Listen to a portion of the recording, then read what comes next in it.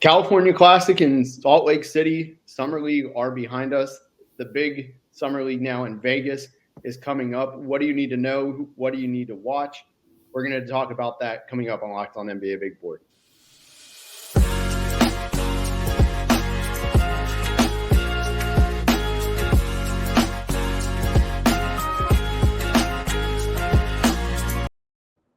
What's up? My name is Richard Stayman. You might know me better as Mavs Draft. I do NBA Draft scouting reports, mock drafts, and other stuff along that with on my Substack, mavsdraft.substack.com. I'm joined by James Barlowe, one of the best up-and-coming draft minds on draft Twitter and in the draft space.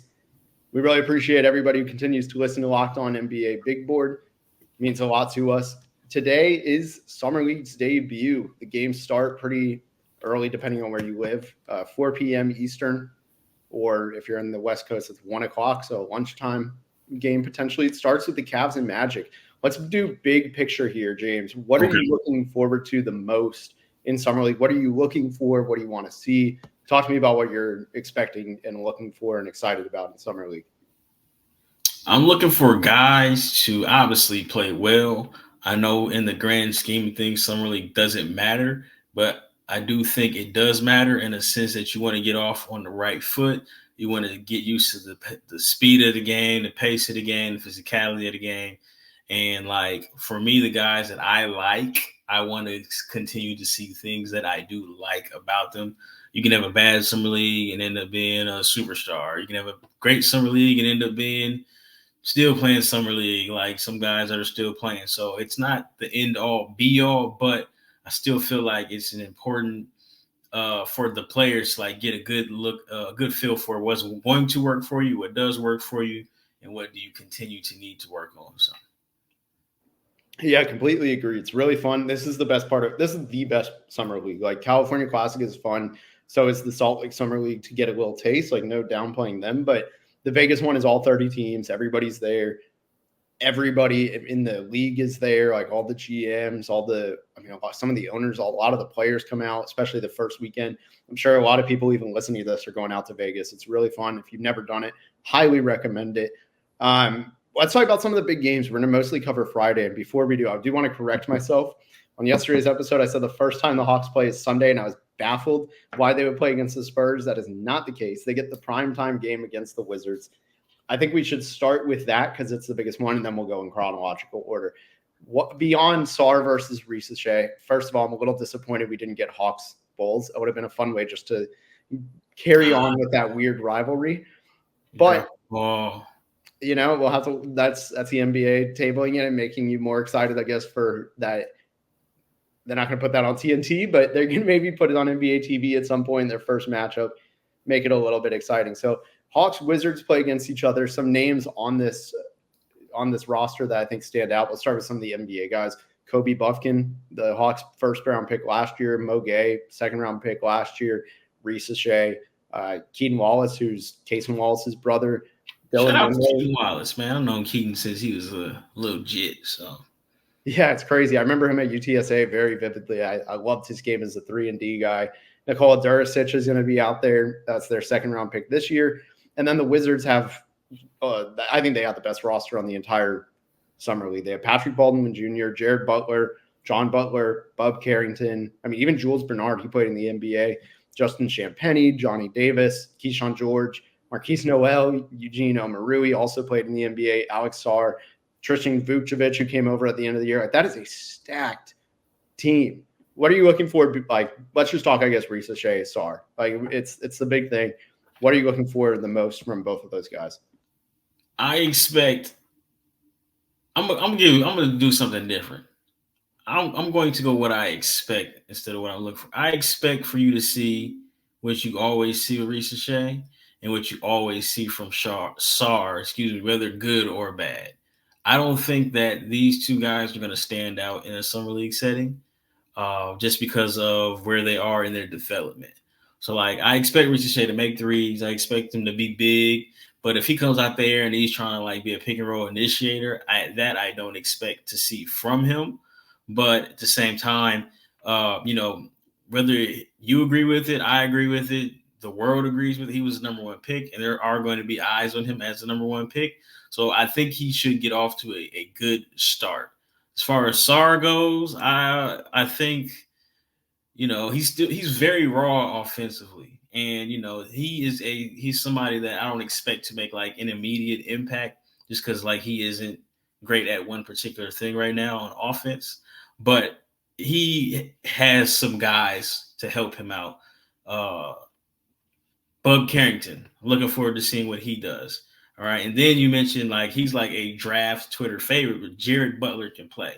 So like he's got guys to help him out. But at the same time, I mean, are they going to play him at the 4? Are they going to play him at the 5? I don't know. So like my expectations for him just don't stink it up, I guess you could say, for those two really.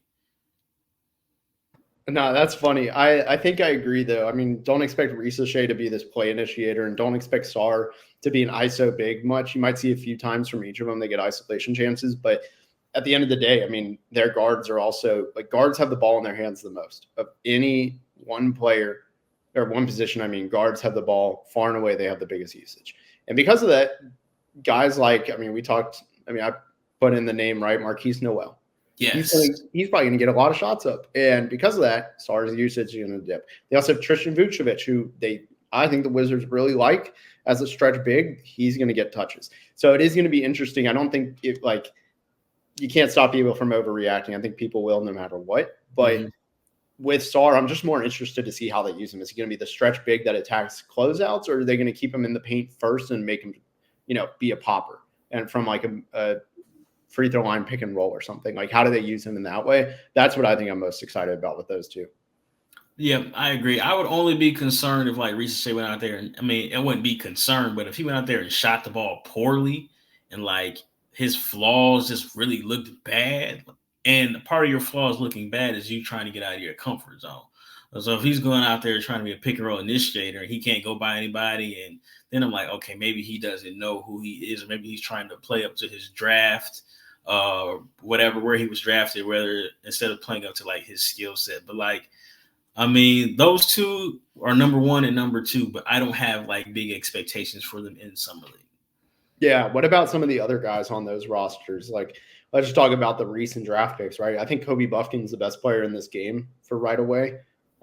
In terms of just like, I expect him to have a monster Summer League before he withdraws. I don't think he'll play the whole Summer League. I just have been a massive fan of Kobe Buffkin. He's still 20 years old, and he was a sophomore in college, and this is his second year in the league. Like, that's pretty nuts. I'm also really interested to see what Nikola Dursic does. He's a guy who they took in the second round. And then also one more, this will be a complimentary piece. Like, I think you're going to have one of these two on the floor at all times, Risacher and Miles Norris. I know your brother really liked Miles Norris as a 6'9" shooter. I'm interested to see if he gets any looks and, how well he plays. See, yeah, and another thing, like, okay, you mentioned Jurisic. I expect him to go out there and hoop and look really good. And then if Risacher doesn't play well, they're like, oh, man, our second-round pick was better than the first-round pick. People are going to say these things whether they're true or not or whatever. So it's like Summer League, you have to go out there and you have to know how to hoop versus playing basketball. Playing basketball is playing the right way. Risacher is probably better suited to play next to Trae Young than he is a Summer League point guard. And that's just the nature of how his game is. But yeah, like, I know Kobe Buffkin is young still, but like I personally want to see my second year guys look like they're way too good for the setting. So even the last one we just had in Salt Lake, like Keontae was too good. Keontae had a terrible first game and he had 30, and it's because they couldn't keep him off the foul line. He set the second game, and then the third game he was like, okay, I can get mine. I shot terribly, and then he looked like a much better player that his second game, which was their third game. So it's like, no, Kobe Buffkin didn't have the opportunities that Keontae had, but I still expect him to look better than the rookies in this situation because he does have a year of NBA experience under his belt. And that goes for all of these guys who we're going to mention, whether it be the guys for the Magic, whoever. So that's just my opinion on like second-year guys. Yeah, I agree. You want to see them be the best player in the game almost every single time, or one of the best, because if there's multiple second-year players, can't all be the best. We'll talk about some of those other games coming up, like Cavs Magic, the Wolves and Pelicans. But first, let's talk about eBay Motors. Passion, drive, and patience. That's the formula for winning championships, and it's also what keeps your ride or die alive. eBay Motors has everything you need to maintain your vehicle and level it up to peak performance.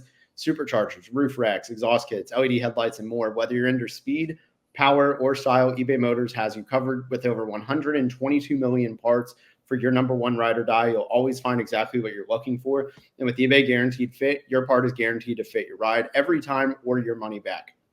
Because with eBay Motors, you're burning rubber, not cash. With all the parts you need at all the prices you want, it's easy to make your car the MVP and bring home huge wins. Keep your ride or die alive at ebaymotors.com. Eligible items only. Exclusions apply. eBay Guaranteed Fit only available to U.S. customers. All right, let's talk about some of these other games that don't involve the number one and number two pick. I'm actually fascinated with this. This is the kickoff game to the Vegas Summer League. And also just a preface about this. The way the Summer League works, it's a joint stadium, if you haven't been.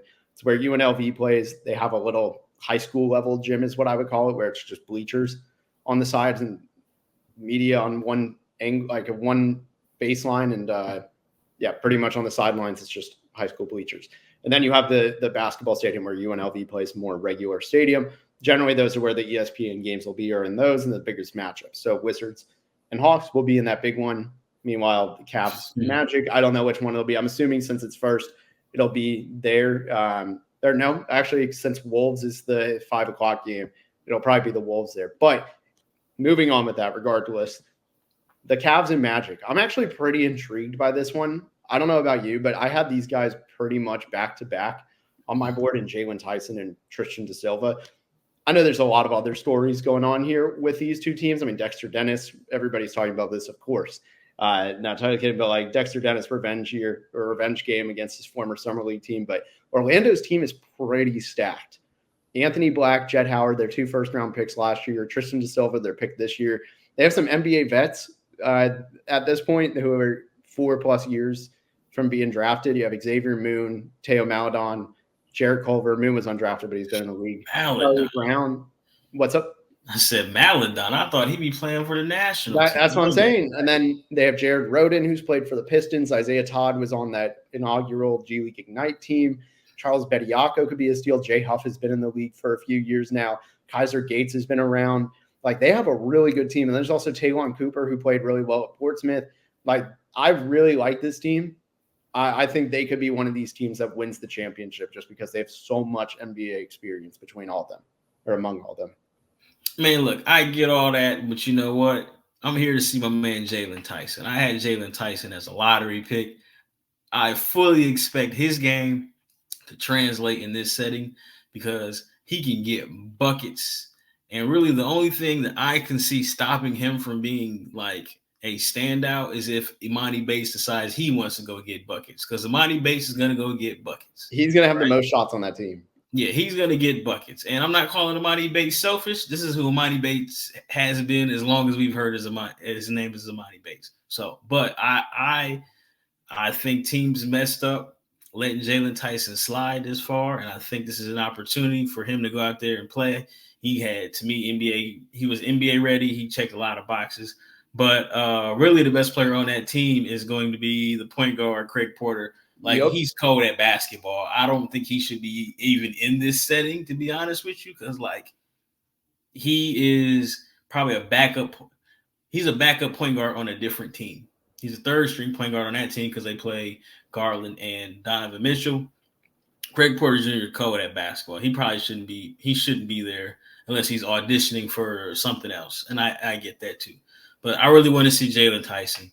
That's my guy. Yeah. I think he's gonna hoop. I think teams overthought it. He should have went earlier, and I think he's gonna make me look like a smart guy tomorrow, at least in the interim. So we'll see. Hey, hopefully I'm rooting for him too. I had him lottery in my board as well, and he's from Dallas. I'm sure both of us have crossed paths with people who are close at the very least. Also, with Craig Porter, shout out to Rafael too. His event, the DTX Combine, had Craig Porter last year. They had an NBA player who I think, for my money, I might be missing somebody obvious, but off the top of my head, I mean, Craig Porter Jr. at the worst was the second best two-way player this year. Like, he had real NBA impact multiple times. Another guy on that roster I'm pretty excited to see is Luke Travers. He is coming over from Australia. He was a stash pick last year.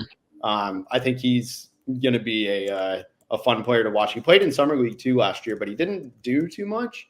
I am curious though, what just in general how he looks. I want to see the Anthony Black jump shot. Yeah, that's going to be big, and I respect him for playing because I'm not going to call out any names, but there's some second-year guys that aren't playing summer league who can't shoot that should be playing summer league, and he's out there.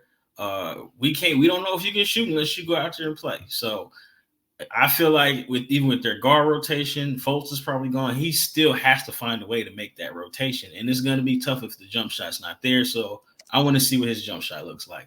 Yep, I agree with that completely. And Black will work on that too. Yeah. Let's go to the next game, Timberwolves Pelicans. I think this one has very obvious appeal. I mean, Rob Dillingham. And Leonard Miller. I do want to see that. Oh, yeah. They're on the same team. Miller's cold. Like, listen to this.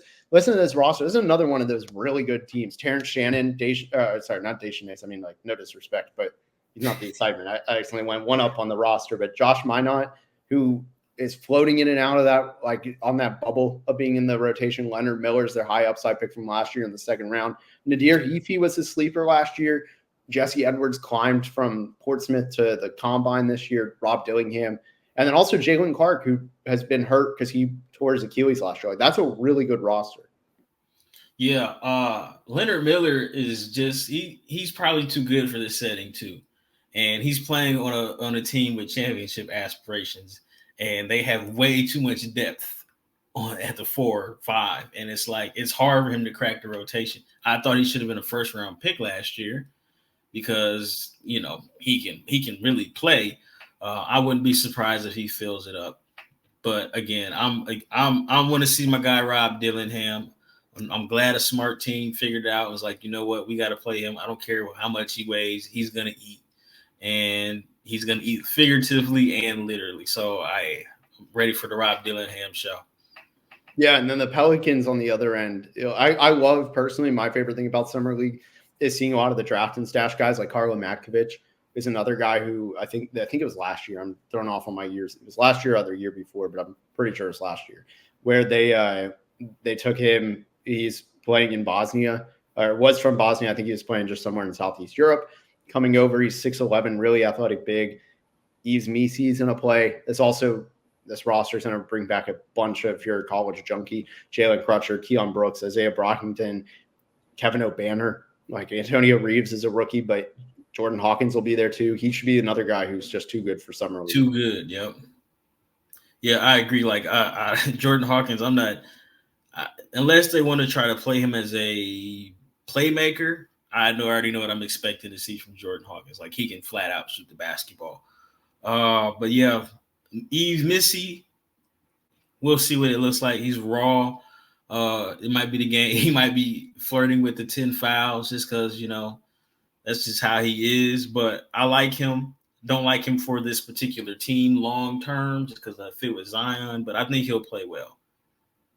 Yeah, agreed. I want to see him just hit a bunch of shots. Like efficiency shouldn't matter for shooters, but in this setting because it's such small sample size. But like you can't have any duds. Like he should be shooting 40+% at the bare minimum. Shooting 40% from three would be really ideal. Just see how he looks in that role. I want to see him just be a sniper. I think that's like what we should absolutely look for. We're going to dive through. We got 4 more games to cover on this agenda for Friday. We're going to zoom through it. Luckily, the Lakers. We've touched on a couple of these teams. Like the Lakers have already played in California. Kings and Grizzlies have already played. Yeah, so we've got some of these where we don't have to go too deep into this. We're trying to do as much without sacrificing time. But let's talk about BetterHelp, and then we're going to talk about some of these games. This episode is brought to you by BetterHelp. Sometimes we all need the opportunity to get something off our chest, big or small. Certain things can really start to get to you. It's important in life to let that out, especially as somebody who is unbiased on your life. For example, I could tell you how I truly feel about some of these summer league rosters and how it drives me crazy. But, sometimes that's not all that's on somebody's mind, and some other things can be on your mind, and you need someone unbiased who can be an audience for you and listen. Therapy can be different for everyone. Most of us have bigger problems than our favorite sports teams, and it's important to get things off your chest every once in a while.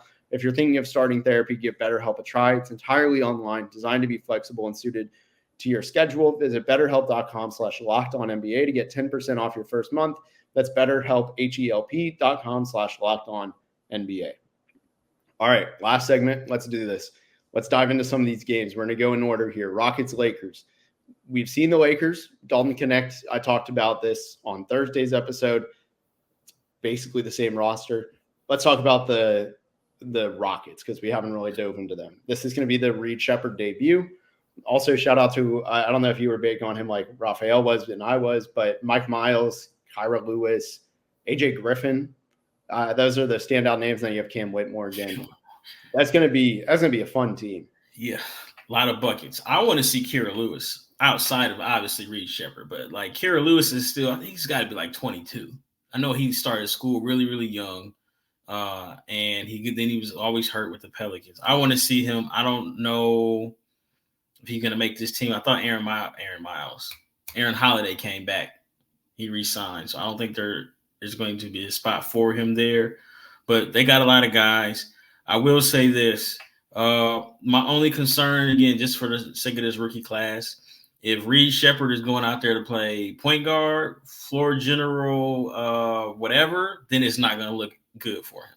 But if he's out there complimenting a guy, then you're going to see the good parts of Reed Shepherd. So it'll be interesting to see how they do that, because if they sit here and they say, you know what, we're going to start Reed, AJ Griffin, and Cam Whitmore, then I fully expect whoever is guarding Bronny, it could be like, hey, you got to go make Reed Shepherd work, because we don't think he is a point guard at this level. We think he's more of a combo, whatever. So it'll be interesting to see how that works. But again, if they pair him with Kyra Lewis, where you're like, right, Reed, you're a co-point guard, then he'll look fine. Yep.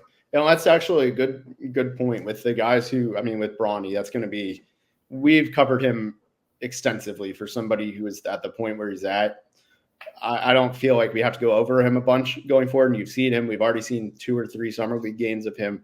You're going to see him a lot on your TV this week.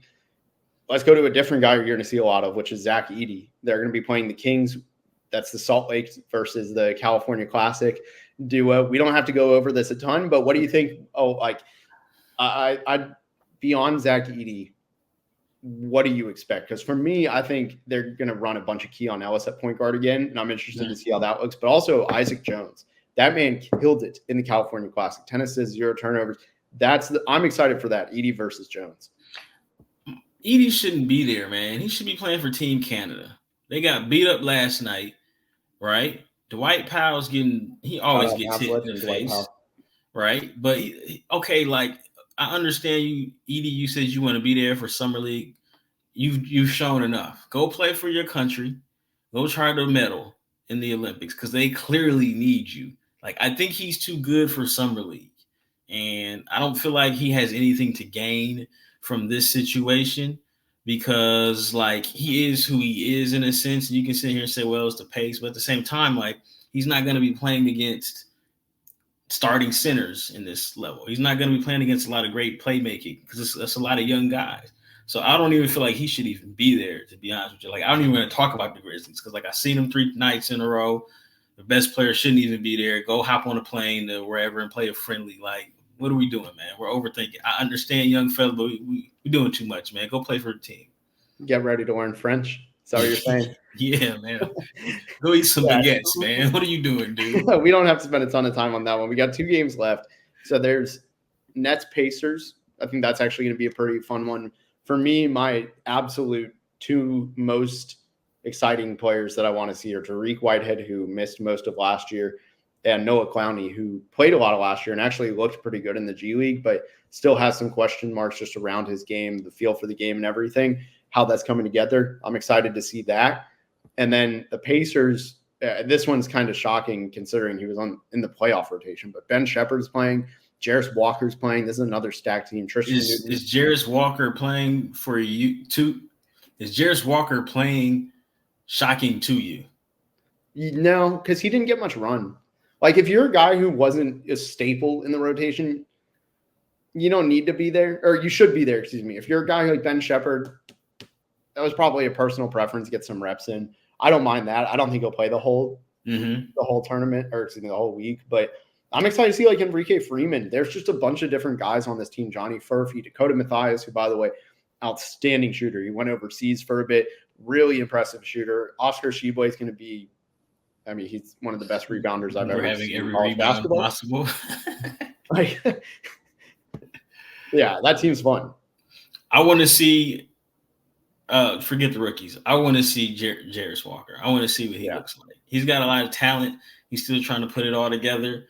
This is an opportunity for you to be like, you know what, I'm too good for this setting, and I need to play. I need rotation minutes next year. I think long term he's a 4, but they brought back Pascal, so they're gonna try to win. They re-upped on Obi. He's got to find a way to crack that rotation somehow. Yep. I don't know how he's going to do that unless he can play the 3, to be honest with you, because they're set at the 4 and they're set at the 5 too. So you really can't play him as a small ball 5. So like I want to see what he does. He's a guy that to me is in a bad situation because like Carlisle really doesn't mess with rookies and he's raw and there's just a ton of depth at his position. So I just want to see if he can like force their hand somehow. Yeah, agreed. That's going to be a fun one. And then the last game, man, so this is the opposite. Like that last game, I don't think it had a single first round pick from this last year. So like to the casual fan, that's not going to be a fun matchup. But I think for like draft junkies like us, it's a really fun game to watch because it's development, it's a hidden gems. Another round of hidden gems is really this Denver Clippers team. So, I mean, for me, one, it's shocking that Amari Bailey was already traded to LA, to the Clippers. He's back where he went to UCLA. I missed that. I completely forgot about. I think it was a draft night move. Then you have Trenton Flowers, you have Ray J. Dennis, Cam Christie, Kobe Brown, who was the 30th pick last year, Jordan Miller, who was their second round pick last year. I am excited to see this. Also, Musa Diabate from Michigan a couple of years ago was drafted. And then Terry Taylor, who also was on the Pacers, like I think it's recent as a year ago, maybe 2 years ago. Pacers, Bulls. Yeah, he's always productive when he plays. Yeah, and he's been in Summer League. Yeah. You got any guys on that you like, or you want to go to the Nuggets roster? Because the Nuggets roster. I want to look at the Nuggets roster. Yeah, let's do it. So the rookies. So first of all, they have Christian Brown's brother, who, you know, good for him. That's all I'll say on that. I'm excited to see Deron Holmes. They traded up to get him. They got Trey Alexander as a 2-way. They got Jalen Williams. I can't remember if he was on the 2-way or not, but I know he's not that Jalen Williams and not the other Jalen Williams, but this Jalen Williams. And then there's no way if my name was Jalen, I would go by Jalen. It's too many of these dudes, man. I gotta go by my name, even if it's like something. It's too many Jalen's, man. You can't do anything about it too in the NBA. Because what can you do? J. Will, J. Dub are taken. No, middle names, man. Yeah, middle name. Well, then you have Hunter Tyson. Hunter Tyson might be the other one on the 2-way. I can't remember, but Julian Strawther can shoot. Tyson can shoot. Jalen Pickett will get a lot of runs as that bully ball guard. PJ Hall, he's the other 2-way. And then they have Armand Franklin. Like, if you're a big college basketball fan, hey, so look, Virginia. Here's my thing with the Nuggets. They need. I don't want to say they need. It would be great if Trey Alexander could crack the rotation somehow. It'd be great if Jalen Pickett showed you something where he could crack the rotation. I kind of think they need Julian Strawther to like play minutes. I think they need him to be like too good for Summer League. Yeah. Him or Tyson. Because they do a lot of the same things. Him or Tyson. Yes. Like they need stuff. Because I mean, like they lost KCP and then like, you know, Christian Braun, what's the other guy's name? They can't shoot. Peyton Watson. Like if they can't shoot, it's gonna be tough. So they need some of these guys to step it up. I got a name for you here. This is me digging into really deep. And I don't know if you're familiar with him, and I doubt he plays tomorrow night. But when he does play, I think his name is Cy, but it's Cy Chapman. That dude is a great athlete, like unreal athlete. He had I ran a query. He was like one of the few players that had like X amount of dunks, threes, steals, blocks. He's like a 4, and he is a big time athlete. Like if you like Google, or maybe he has a YouTube search, or if you really have like a Synergy Connect, you can see his dunks, man. 6'8", he's got ridiculous hops. So that's who I want to see. I don't know if he's going to play the first night because they got a couple guys, but I Yeah, do think Denver gonna needs play some of late. these guys to hit. Yeah, I agree with the big picture on Denver too. With Cy, he's going to be a guy who he plays late into summer league. He started college in 2018. He is, I think, he's one of 3 players born in the 90s on this roster. So he got an uphill battle, but Yes. agreed, he is, and he's also got a lot of statistical favors on his side, like a block and a steal game, like that stuff matters to teams. And yeah, like you said, the queries and stuff are really impressive. I think Denver needs, like you said, Denver needs this stuff to pop more than any other team. Because they lost all their depth. Now they're relying, they built out, like, if you think about it in a way, Summer League is kind of a farm system. Like the G League obviously is the farm system, but a lot of the G League guys play here. This is kind of your crop where you go, okay, we have the first rights to these players. What if Jameer Young turns out to be really good? What if Hunter Tyson just explodes? You already have him under contract. Mm-hmm. What if, Trey Alexander, he's a two-way who, he killed it at Creighton. They have to have one of these guys be a high-level backup pretty quickly. Like somebody who can flirt with an all-rookie team and a bad all-rookie class. They don't have a backup point guard. They traded Reggie Jackson. I think Trey Alexander, he was like, don't draft me. I'm going to Denver. It had to, because it doesn't make sense for him not to go draft it and then land in this spot. But yeah, like they need probably 3 or 4 of these guys to like hit. And I don't think you can say that about too many other teams. Like most of these other teams, like, we'll give him time. They got time, but like they need really Julian Strother. He has to like be in the rotation for them because their owner's not going to spend any money, right? And they lost wings, and some of the wings that they have can't shoot. They need depth. So it's going to be interesting to see how Denver makes this work going forward. Yeah. Those are some of the teams to watch. Saturday still includes a lot of teams we didn't even get to touch on. We'll probably be looking backwards at that and reviewing it come Monday. But yeah, those are some of the names to look for in Summer League, what to watch, who to watch, what teams to watch, when to watch, all of that. All of these games are on Friday today. So get your TVs ready, get your DVR, whatever you use to watch these games and scout. You don't have to do it super intensely, but I do recommend it. I think it's a fun exercise to see, okay, what has changed, what looks different in an NBA context. Try not to overreact. That's my 2 cents with it. Any last words, James, for not last words. I'm not I'm good, man. I'll be here. Any insight, I guess, to the end, not last words. Nah, man, I'm just here for the show. I want to see my favorites play well. I want my biases. I want to be right, man. I'm not even gonna lie to you, man. I just want to be right. There's no better version of confirmation bias than the Summer League. That is entirely. There you go. Look, and if I'm only right for a couple of weeks, hey, man, I'll take it. Hey, you know what? If you're right all of Summer League, then you have 3 months before you can even be wrong. And guess what? By the time you remember, we'll be talking about 2025 guys. Yeah, exactly. Everybody's gone. Yeah, he was right on this guy. It's easy. Right. Well, hey, we appreciate everybody who continues to listen again. We'll be recapping the first weekend of Summer League on Monday. It'll probably be James and I. Maybe Leif will be here. We're not sure. He'll be back. Maybe he's homesick about the Salt Lake Summer League. But we'll have us one way or another. Appreciate y'all listening.